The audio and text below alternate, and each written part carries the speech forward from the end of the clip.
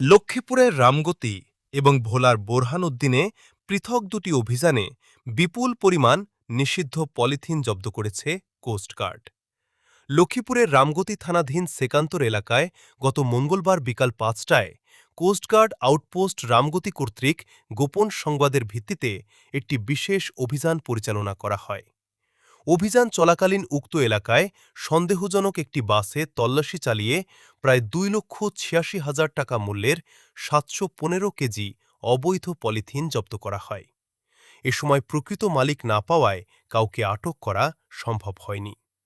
অপরদিকে ভোলার বোরহানউদ্দিন থানাধীন হাকিমউদ্দিন লঞ্চঘাট ও বোরহানগঞ্জ বাজার সংলগ্ন এলাকায় একই দিন রাত ১০টায় কোস্টগার্ড বেইজ ভোলা কর্তৃক গোপন সংবাদের ভিত্তিতে আরও একটি বিশেষ অভিযান পরিচালনা করা হয়।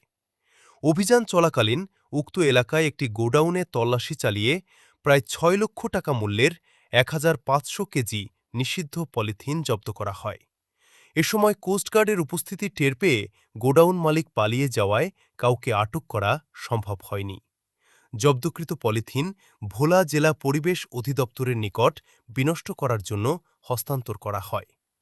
পরিবেশ রক্ষায় কোস্টগার্ড ভবিষ্যতেও এ ধরনের অভিযান অব্যাহত রাখবে।